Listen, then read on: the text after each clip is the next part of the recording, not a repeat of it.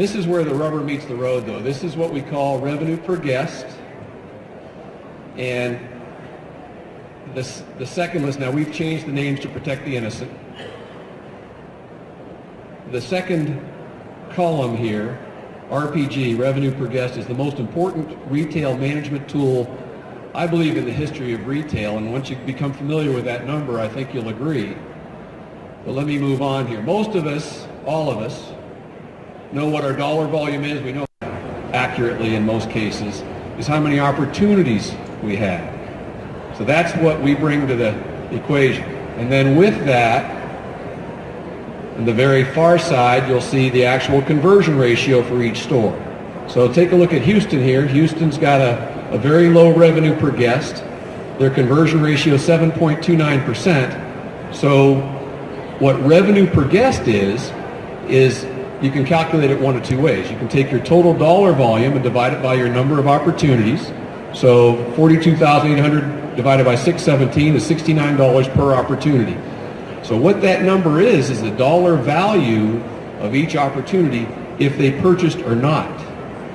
So when you're comparing one store to another, it levels out the playing field. So if you've got one really large store, 10,000 opportunities a month, compared to another store that might have 500 opportunities a month, this number allows you to measure and compare the two.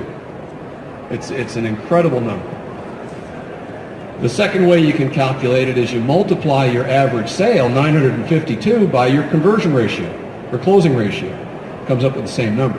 Now, if you take a look at Youngstown, right in the middle there, that's where I went to college, so I pick on Youngstown a lot, but Youngstown has the lowest revenue per guest number in the chain, $54 per opportunity. Well, why is it so much lower? You see at the very bottom, the average revenue per guest is $136 company-wide. So Youngstown is really far off. Why is that? Well, if you look at the far side, you'll see their conversion ratio is 4.87%, less than 1 out of 20. Really bad. These are real numbers. So the most astounding feature with Youngstown is if you look at the actual number of opportunities, they're getting more traffic than anyone else in the entire organization. They're getting 2.5 times more traffic. So the bottom line is, well, the owner never really worried about Youngstown because they were always in the middle of the pack. Their sales volume was always right at the average. Their average is 71,000 per store. They're at 68 in this example for this 1 week. But the question becomes, if I'm successful at getting Youngstown from the $54 that they're at up to the average, and assuming the traffic stays about the same, what does that represent for me? So if you do the math, that is a $104,000 increase in sales for that 1 week. This company's losing millions of dollars by not measuring their customer traffic. It allows a manager, or especially an upper level manager or owner, to identify which stores in my chain are below average.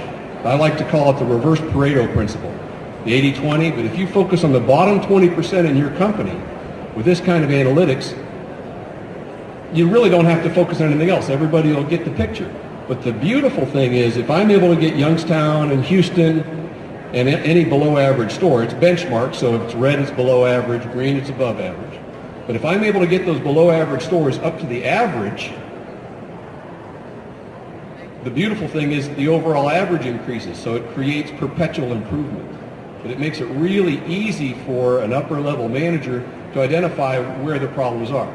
It won't tell you what the problems are, but it'll tell you you've got an issue there. It's either people or staffing or training. Something's wrong. If you have any questions, my name's Dave. We're right back here. Wave, Christine. Say hello.